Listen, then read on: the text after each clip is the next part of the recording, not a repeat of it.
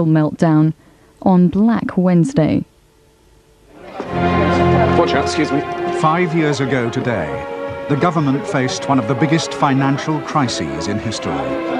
It was incredible. You can hear wave after wave of selling hitting the market.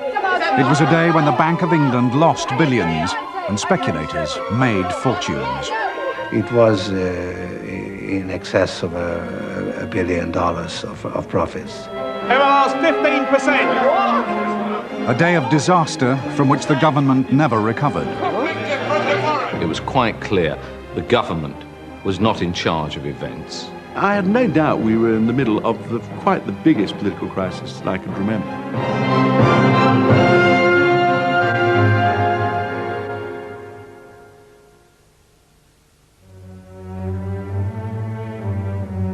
Margaret Thatcher put Britain on the road to Black Wednesday. The economy was in crisis, and in her own party, the knives were out for the Prime Minister. Her Chancellor, John Major, suggested a rescue plan. He believed joining the European exchange rate mechanism would be both good for her and the economy. Margaret Thatcher detested the idea of putting the pound into Europe. But most Tory MPs supported it, and she knew years of division had to end. There had been some pretty heated discussions back in 1985, 1986. I remember one famous occasion ending in discord in the cabinet room with Geoffrey Howe storming out and slamming the door, possibly the most decisive thing he ever did. So feelings ran pretty high for a long time. John Major took it all down. He managed to gently persuade her that it was probably right for the economy. There were strong domestic political reasons to do it. And slow, rather like water dripping on a stone, it eventually became not too painful a decision for her to take. It would be a revolution. The pound's value would be locked against the German Deutschmark and other European currencies. It could vary, but only a little. To maintain the pound's value, British interest rates had to match German ones. In theory, the pound would then be stable, equally attractive to investors. Whatever the Germans did to their interest rates, we would have to do the same. The hope, German discipline would give Britain a stable pound, low inflation, and German-style prosperity. It was a high-risk strategy. Nevertheless, Margaret Thatcher called in her Chancellor and the highest officials. She decided Britain would join the ERM the very next day. The hope was it would boost the Prime Minister's popularity before the Tory party conference in 3 days' time. This meant going in at the level the pound stood against the Deutschmark then, which was high. Despite the ERM rules, the Prime Minister took the decision without negotiation. Although she was the one who let us in, she did it against her better judgment. And with a bit of defiance, there was no nonsense about consulting the Europeans. We did it, and we alone did it. John Major called me and said, we have decided to join at a rate of 2.95 D-marks. And I said, John, I have to tell you, we have to negotiate that. And I think 2.95 is a little bit on the high side. And he said, no, we cannot change that because it was decided by the Prime Minister.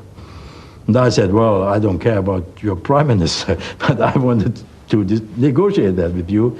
You have to follow the rules. But he said, well, it's too late, we will announce it in half an hour. And after it was announced, of course, there was no room for negotiations anymore. And we simply had to accept it and to pray and to hope that this was a realistic rate. For John Major, Britain's entry was a triumph. From the start, this was his policy, and he took the credit. I think everyone's very pleased that sterling has joined the exchange rate mechanism. I'm very pleased.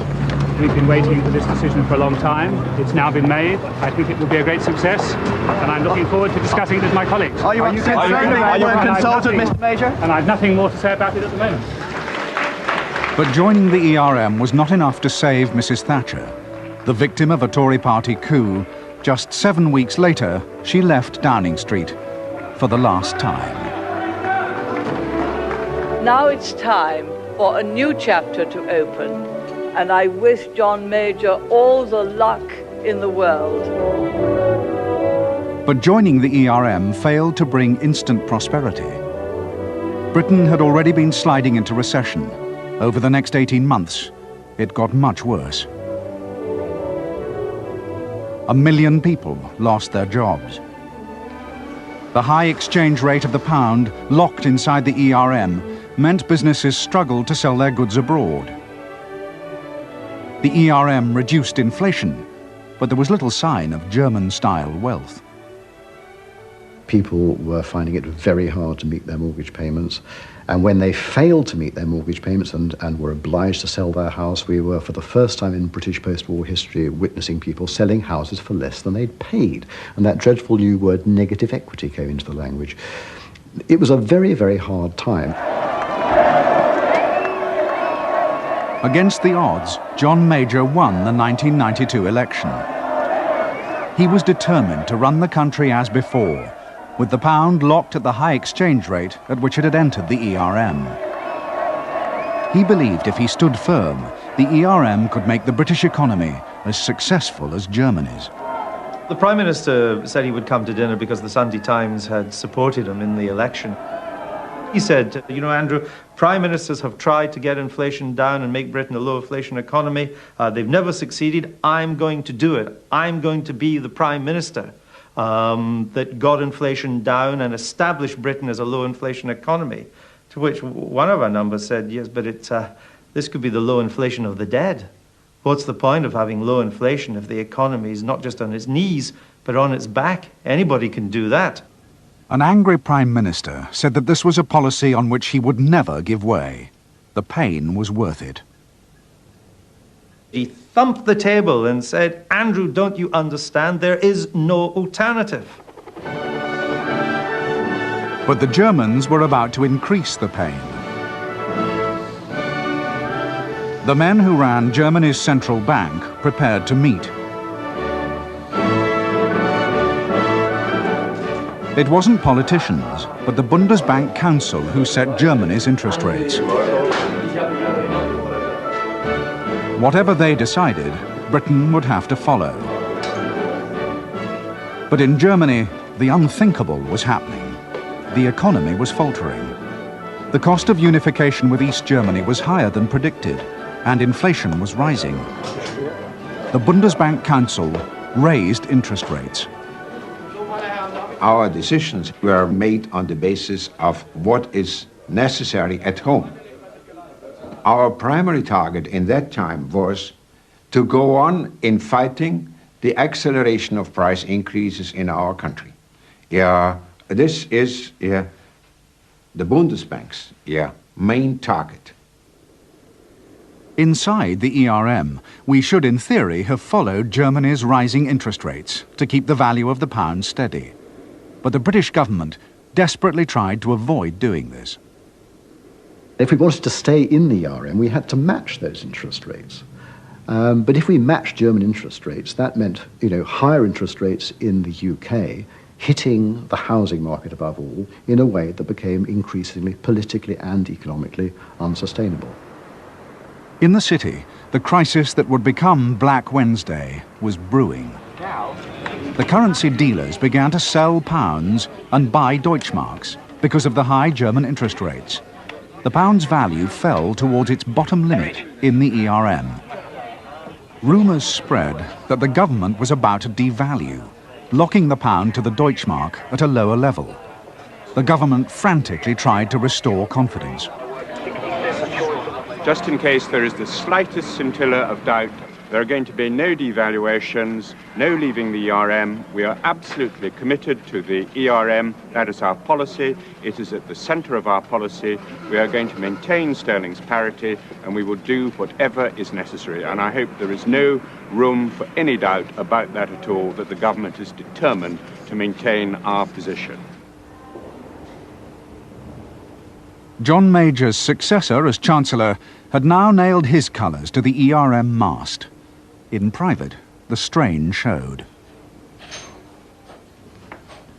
He had inherited a policy which he didn't really very much like, and he would complain in private, and he would have spats periods of bad temper with his officials and with all of us. And I think his whole chancellorship was an unhappy period because he was forced, and I think loyally did, defend a policy that he didn't like.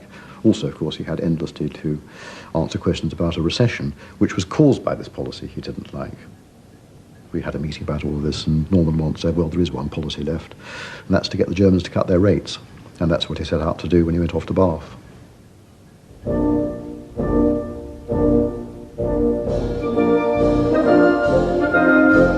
What happened now edged Britain closer to Black Wednesday. Europe's finance ministers and top bankers were gathering. Norman Lamont's mission was to persuade the Bundesbank president to cut German interest rates to help Britain. Chancellor, what about the pound today? A last-minute letter from Germany's leader gave hope.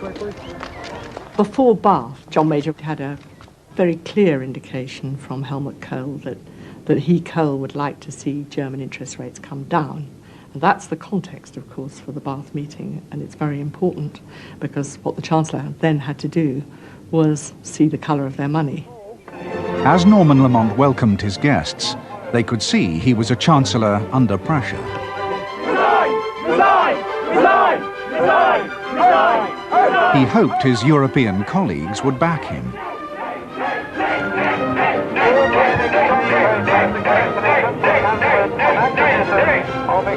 It wasn't just Britain that was suffering. The Germans were also forcing the other European countries to keep their interest rates high. Some were finding it hard to bear. There was an air of crisis. When I came to Bath, I and everybody else knew that the situation was very, very difficult. And I was told that the Italians, who had just arrived, took the view that something had to be done, otherwise they would have to leave the EIM. Inside the assembly rooms, the Chancellor prepared to do battle. Unlike the Bank of England at that time, the Bundesbank did not take orders from politicians. How he handled its president would be critical. The Chancellor decided to be forthright. The only thing which Mr. Lamont has had in mind was to force the Germans to lower interest rates. And he asked me if I could not lower the Lombard rate of the Bundesbank the next Monday. The way he was speaking and trying to convince the Germans was showing that he felt he was in real political difficulties unless he got something out of the discussion. The question was simple. You've got to bring down interest rates. There was no introduction, no conclusion. The questioning was quick, brutal, incisive. But the Bundesbank president would not promise a cut in German interest rates. 4 times, Norman Lamont refused to take no for an answer. As a member of the Bundesbank, one is an independent person. One cannot be treated as an employee. It's not possible. One cannot accept it. And I thought, he's not my master. I must bring this exercise to an end. And I said to Finance Minister Weigel on my side, in Bavarian dialect, I think I should go now. The German finance minister restrained a furious Helmut Schlesinger. Then he told Norman Lamont the discussion had to end. He was saying, Norman, look, you can ask us here another time and another time the same question and you will get the same answer. But we are not doing this 10 times. Norman Lamont's strategy had gone badly wrong. Not only had he failed to gain a cut in German interest rates, he had also antagonized the one man who could help him. It was among the most unpleasant meetings, unfortunately, I have participated in. This was a meeting which had created a lot of bad mood and absolutely no results. And this kind of things don't happen without implications. And the financial markets the following days, they took notice of that. Helmut Schlesinger left Bath convinced Britain needed to take urgent action to keep the pound in the ERM. Either increase interest rates or to be prepared for a devaluation in the European exchange rate mechanism. No other way?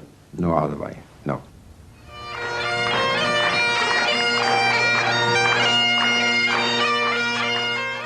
But instead of taking action, the Prime Minister pinned the credibility of his entire government on keeping the pound in the ERM at its existing rate. He ridiculed those who said other policies would be better for Britain. Now we have the inevitable chorus of quack doctors peddling their remedies. I said to him many times, you really are taking a big risk for yourself that you'll have to eat these words if you go as far as you do. All my adult life, I've seen British governments driven off their virtuous pursuit of low inflation by market problems or political pressures. I was under no illusions when I took Britain into the exchange rate mechanism. I said at the time that membership was no soft option. The soft option, the devaluer's option, the inflationary option, in my judgment, that would be a betrayal of our future at this moment. And I tell you categorically, that is not the government's policy. But the very next day, events overtook John Major's words. In Rome, the Italian government was trying to prevent the collapse of its entire economy. In London, the dealers, fearing devaluation, jettisoned the Italian lira. The lira's value plummeted.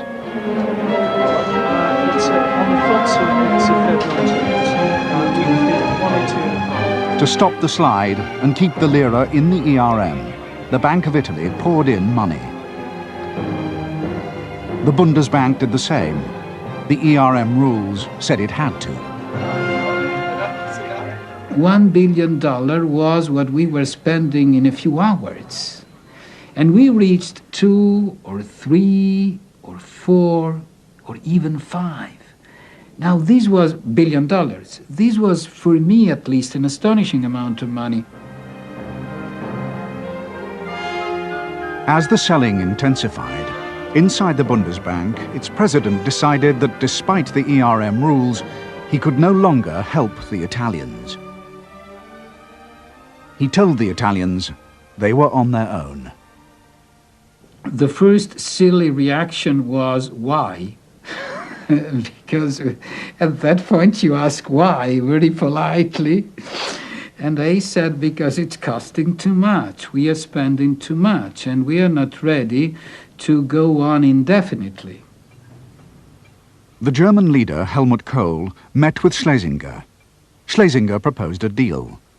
To end the crisis, he would cut German interest rates if Italy, Britain, and others devalued their currencies.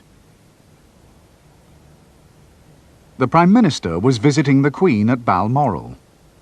From there, he flatly rejected the proposal. There would be no devaluation, despite the German offer. This was notified to John by me. He repeated that he felt confident. I insisted. I said to him, John, we need stability. The markets are really in a fighting mood, and I do not think that the victory on the lira will be considered satisfactory by them. They will choose new targets, but this did not change his mind. The next morning, the lira was devalued by 7%. The Germans cut their interest rates by a tiny 1/4%. Those dealers who had held on to the lira lost fortunes for their clients. Many started to sell pounds. They feared a British devaluation would be next. UK investment funds and indeed pension funds, all of a sudden they can see all these strains building up in Europe, and the pound is clearly going to come under pressure. They're holding all these pounds and they want to get rid of them because they think the value of the pound is going to go down. So they started selling. In Frankfurt, the president of the Bundesbank gave an interview to a journalist.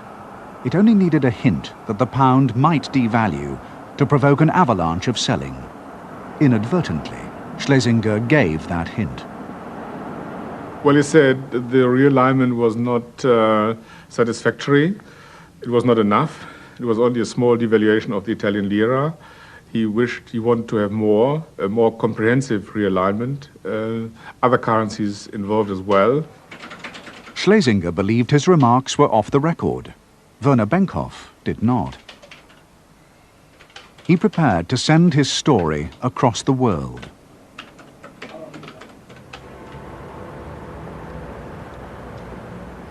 At the Treasury, Norman Lamont knew nothing of this bombshell. But that day had seen some of the heaviest selling yet of the pound. He and his advisers were already planning their defences. On the Tuesday evening we met for the Chancellor to sanction a sort of a firefighting fund of £1 billion to defend the pound against speculation. And then the word came through that there might be something published next day in which the head of the Bundesbank had indicated that a wider revaluation might have been helpful. The newspapers were preparing their front pages. I could not say I haven't said this. It was not true. I have said this, but it was certainly not for the public. All evening, the Chancellor and his team pressed the Bundesbank to deny the remarks, but they couldn't. Well, they couldn't say it's not true because I had the tape. It was on my tape, the interview. They couldn't deny it. We were all pretty shocked, and there really wasn't anything very much we could do. And in a way, the meeting, as it were, was adjourned and resumed at 8 o'clock next morning, by which time it was clear that, indeed, it had been every bit as bad as we feared.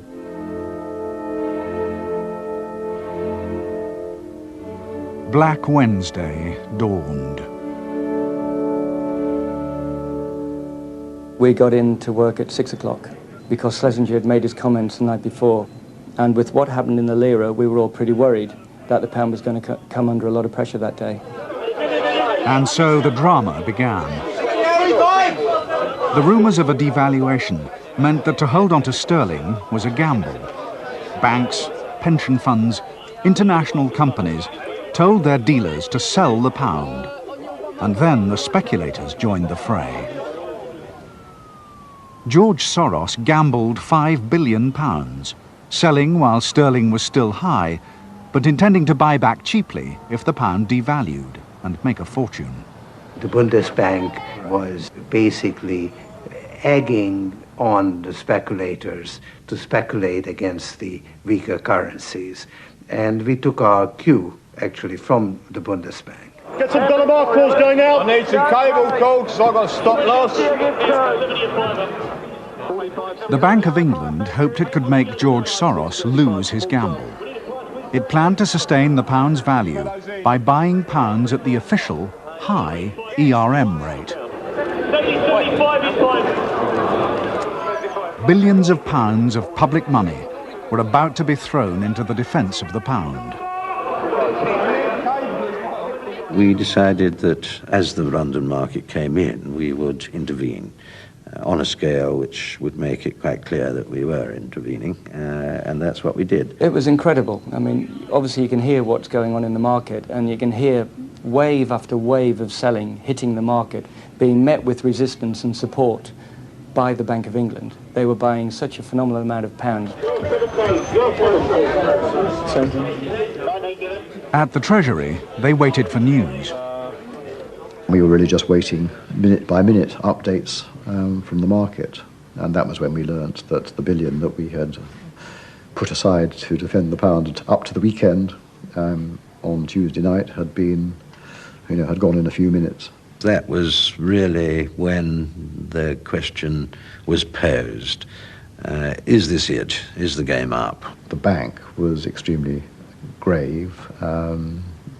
They said, we will have to raise interest rates. We can't save the situation by intervention alone. The Prime Minister was living in Admiralty House in Whitehall. Downing Street was being rebuilt after an IRA mortar attack. The Chancellor rang the Prime Minister to say interest rates would have to go up 2 points. And they wanted the Prime Minister's agreement to that. And this was obviously a very difficult moment for the Prime Minister. For months, John Major had not put up interest rates. Now, after anguished debate, he agreed a rise to 12%. The Prime Minister thought that this interest rate increase was absolutely explosive in terms of its political impact, given the state of the economy, the recession, and particularly the housing market. In the Admiralty House dining room, the Prime Minister met three of his most senior ministers: Michael Heseltine, Douglas Hurd, and Kenneth Clarke. He asked them to endorse his decision.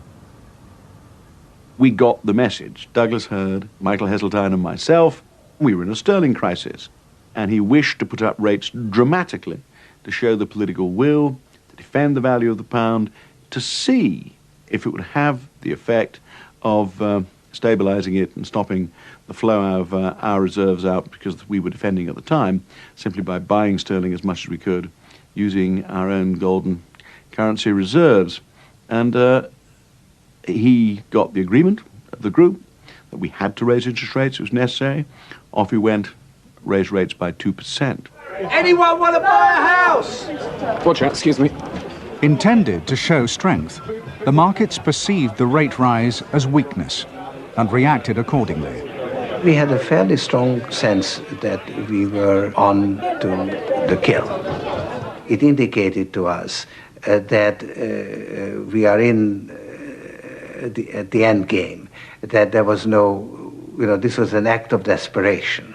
So instead of restraining us, it was really an invitation to double up, to try to sell as much more as possible. The Bank of England had some £19 billion in foreign currency reserves, but it was now spending £2 billion an hour as more and more people sold the pound. 93.98. Bacon. 91. Is that bacon? Is that bacon? Oh, God. I've got bacon here. 8087. Oh, bacon. 70 bits by 887's out to bacon. All of a sudden, instead of being asked to quote a price in £5 million or to sell £5 million for clients, typically they would come up and do multiples of that. Suddenly they would be coming with an interest in £20 million, £50 million, £100 million, sometimes even bigger than that. Unaware of all this, the politicians were still hoping the rate rise had worked. I went outside to go back to the Home Office. I was being driven by a metropolitan policeman. And we were about halfway down Whitehall when the driver said to me, "It hasn't worked, sir," because he'd been listening to the radio. And the radio had been commenting on the market reaction, and he was right. Within 10 minutes it was obvious it hadn't worked.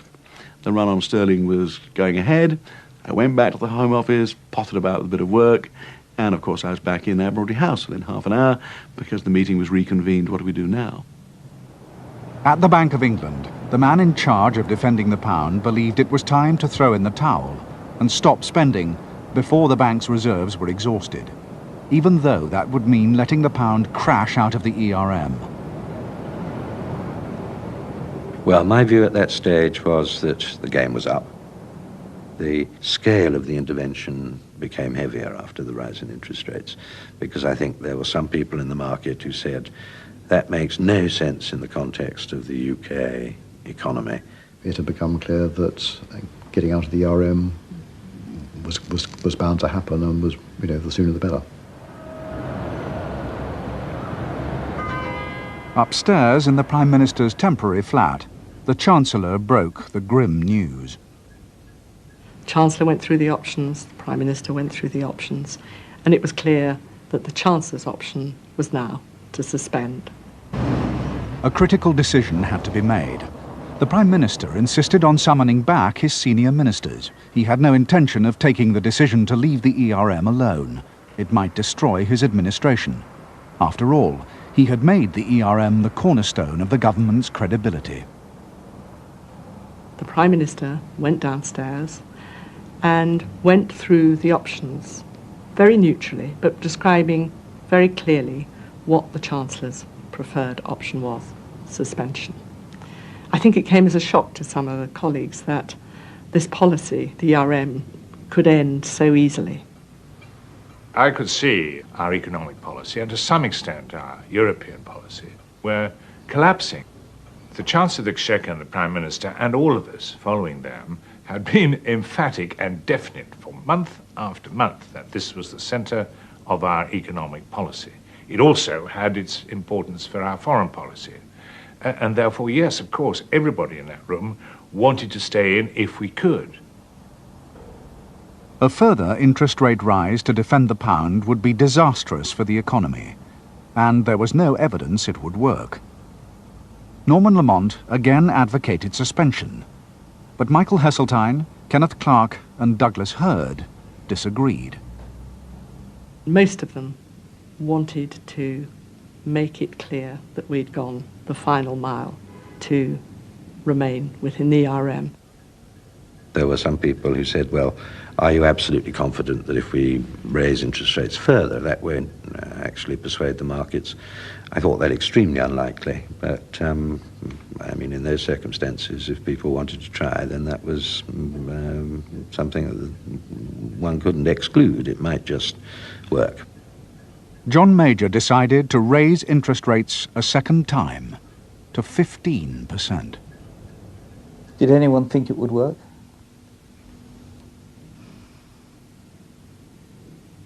I don't know if anyone thought it would work. Most of his colleagues, I think, thought it was the right thing to do. What did you think?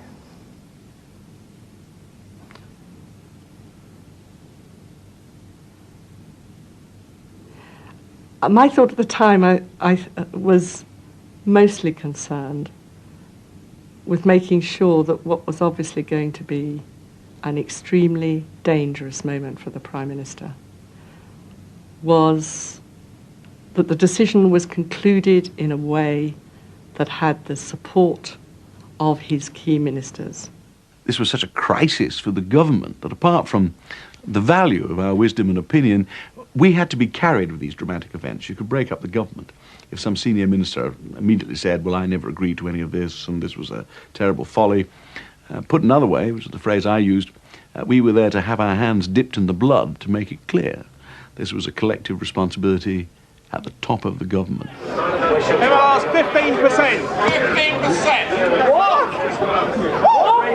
15%? 15%. Effective from tomorrow, 15% MLR. The interest rate market, which was sitting 30 yards away, exploded in noise. We thought, we can't believe it, the Bank of England's raised interest rates again. That was a sign of weakness, not of strength. The more those rates go up, the more it's going to be worse for the pound, isn't it? Mortgage rates, no way. 10 done. Dollar mark. There was a very, very small rally in sterling. It went up maybe a third of 1%, a very, very small rally for such a big rise in the interest rates, and immediately settled back on the floor.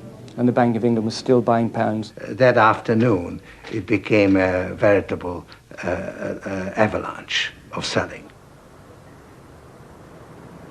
In a sitting room inside Admiralty House, Michael Heseltine, Douglas Hurd and Kenneth Clarke now sat drinking tea, hoping against hope the second interest rate rise would work. It was whilst we were in the sitting room in the afternoon that we suddenly realised that we were probably less well informed than practically anybody else in the United Kingdom about exactly what was going on. And so we actually began to search for a transistor radio. We decided that we should try to keep in touch with the money markets. And here we were, cooped up in Admiralty House, three people in the country least well informed about the hour-by-hour movements in the money market, which kept being reported to us and upon which we were acting. Realignment this week, Treasury Bank Chief Economist says.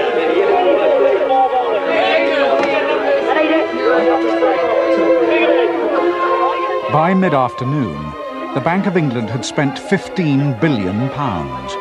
It was running out of money with which to defend the pound. 10 bid at 30, 10 bid at 30. Rumours swept the markets that Britain had persuaded Germany to cut its interest rates to relieve the pressure. She says that the Bundesbank may drop rates by a quarter point again. They're waiting for them to do something. Yeah.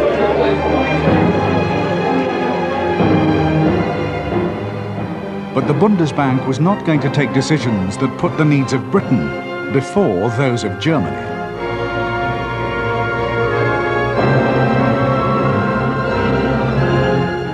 we have the Bundesbank, and we have the Bundesbank law, and these are German resources. So, you know, to give everyone a free ride is not our task. Our task is to make possible currency cooperation on rates which the politicians fix, and if they are unsustainable, well, the politicians should change them. The Prime Minister had a series of conversations with the Germans to explore whether they would support sterling. Getting Helmut Kohl to say yes or no to that was important. But when John Major asked Helmut Kohl for German help, his reaction was non-committal. Reassuring, I'll get back to you. Did he get back? Well, let's just say the day moved on. We had no power. The markets and events had taken over. It became increasingly obvious as the day went on that we were merely being flotsam and jetsam, being tossed about in what was happening. And then? Then, of course, the decision to suspend was taken. The Prime Minister gathered his colleagues. He told them Britain had no choice but to pull out of the ERM. They knew it was a political catastrophe. The government's credibility would be gravely damaged. Prime Minister was all right. I mean, he was in the same position as the rest of us. That the government was suffering a major calamity, and that we found we had not got sufficient control over events, and the British government couldn't stop it. No government could stop it when that amount of market sentiment was moving so much money around so quickly, and we had an indefensible value of the pound. And John was in perfect control of himself and in control of the such business as we could handle throughout the day. The Prime Minister was calm and matter-of-fact, and indeed usually in the heart of a crisis, in the very eye of the storm, in my experience, things are calm and quiet. It's before and afterwards that the emotional storms, the nervous storms begin to blow. Keith, I've done the dollar side, I'll just work the mark there now, right? The government made no announcement, but the Bank of England now withdrew from battle.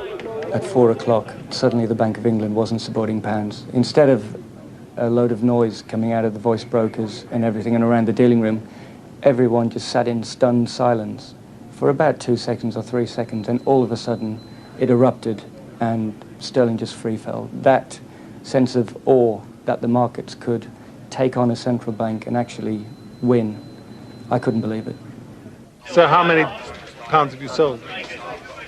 About $500 million. $500 million. So has it been good business? Yeah, it's been really good. What does that mean to the bank here? We've had an excellent day. We've made a lot of money, so it's good. What are we talking about? A couple of £100,000? Probably about 10 million. 30 out for the pound. The markets finally closed, and dealers still didn't know that the momentous decision to leave the ERM had been taken. For 3.5 hours, there was silence from the government. Treasury officials advised the Chancellor he shouldn't speak until a meeting was convened in Brussels with Britain's partners in the ERM. I'd never previously been in a government that hadn't got an economic policy. It's a weakness in a government's position. I had never encountered a situation where, in that situation, the ministers, the political leaders of the government, are accepting they can't tell the public anything about it. When it's all over the newspapers, every 10th rate economic pundit in the country is in front of cameras explaining what he thinks is happening. Most of the reporting is coming from people who haven't the first idea what's going on, and the sense of hysteria and panic is no doubt spreading through the nation. We had just put up interest rates by a most phenomenal amount in one day, and nobody was saying anything. The Prime Minister was reluctant to allow any government minister to speak.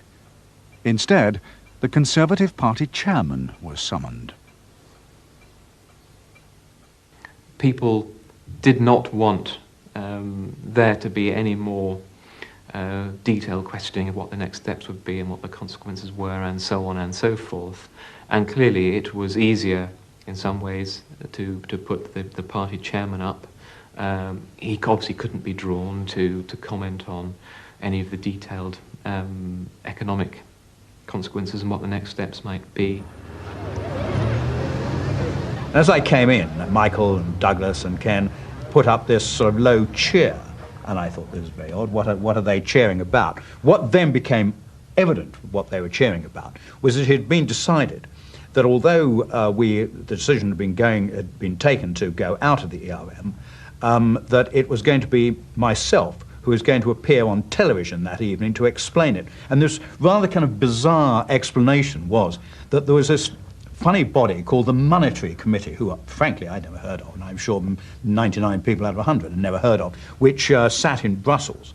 And it was a group of officials who actually had to accept the resignation. It was sort of like a club, you know. You had to accept the resignation before it was official. So Norman Lamont had taken the view, well, if that's the case, I can't actually appear on television and answer questions until it's official. And if he couldn't appear, no other government minister could appear. So there was Fowler, party chairman, not in the government, absolute godsend. That's why they were cheering. By this time, again, people like Michael Heseltine and myself were getting pretty fed up with the completely ridiculous politics of this. This is no way for a government to handle the media or to handle the explanation of such a serious decision.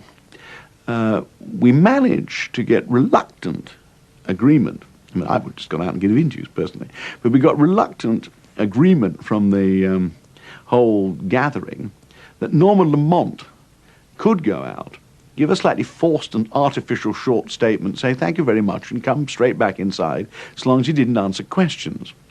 This was a fair old fiasco and added to the sense of, no doubt, unreal drama to the outside world.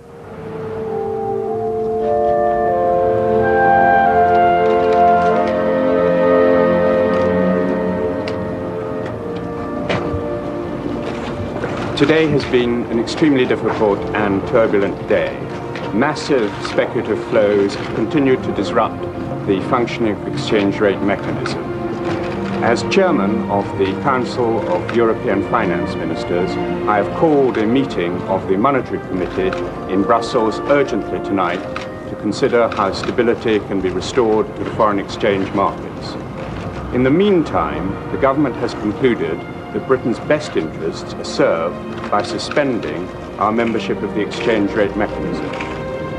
As a result, the second of the 2 interest rate increases that I sanctioned today will not take place tomorrow, and minimum lending rate will be at 12% until conditions become calmer.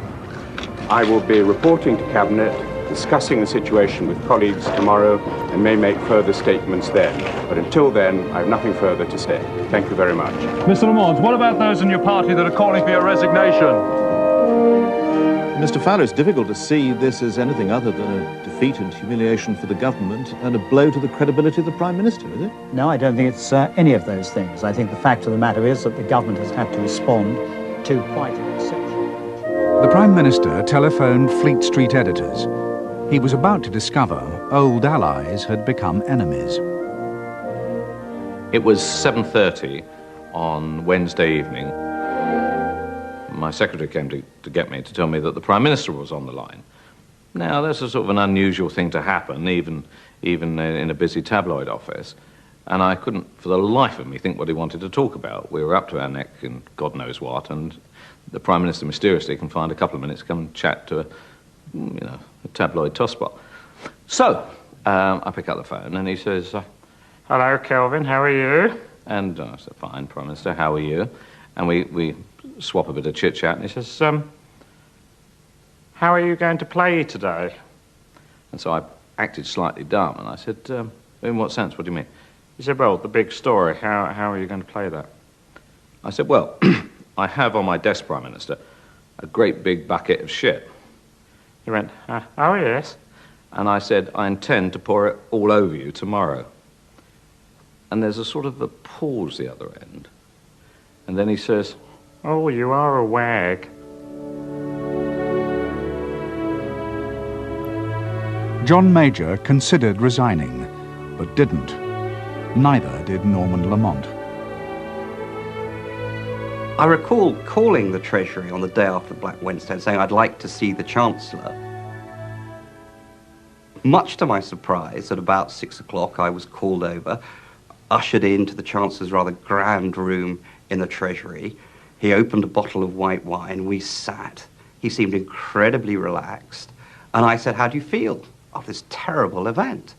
And he basically said, "I feel fine. In fact, I haven't slept so well for months. Last night I didn't have to worry about the value of the pound." And it was extraordinary. Here was a policy that had been reduced to ashes at huge expense. And the Chancellor was saying the government would set another economic policy which put Britain's interests first. During Black Wednesday, the Bank of England lost between £3 to £4 billion of public money, trying to keep the pound inside the ERM.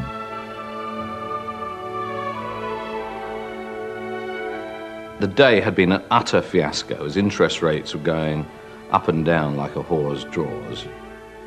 The Prime Minister and the Chancellor are like the Chief Executive and the Finance Director of a public company.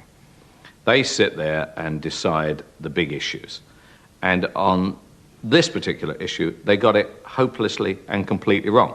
If they had been in business and they had lost even a tenth of the amount of money that they threw to try and sustain the quid, they would both have had to resign, and by the way, resign that day.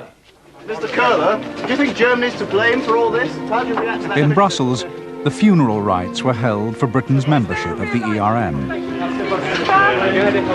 Sir, is there going to be a realignment? Within a year, Norman Lamont would be removed as Chancellor. Despite John Major's prophecies, outside the ERM, the British economy would flourish and inflation stay low. When that happened, a sceptical public saw little reason to give John Major's government the credit. Can you just tell us very briefly what you think this has achieved this meeting? No. Why not? And so, Black Wednesday ended. And what did the communique say? Walking out, sir, in the meeting. Of all the political events I can think back on, that was the most important, that did change the course of British politics. And I spent my entire time as Chancellor really concentrating on two aims: trying to win back our reputation for competence, economic competence, trying to win back our reputation as a trustworthy government that could be trusted with the money. It also, of course, set off and inflamed all those crazy European arguments between the Eurosceptic rebellions, which in the end were the destruction of the government. Black Wednesday happened because the currency dealers could see the conflict between the British economy, which needed one thing, and the German economy, which needed another. And then they reacted. As Britain considers whether to join a single European currency, the one question is, what's to stop it happening again? The speculators are waiting. They remember the fortunes they made on Black Wednesday. It was $1 billion, in excess of $1 billion of profits, because we had a position approaching, I think, $10 billion, and the fall was more than 10%. 21! 40. Anyone show me just That's big figures!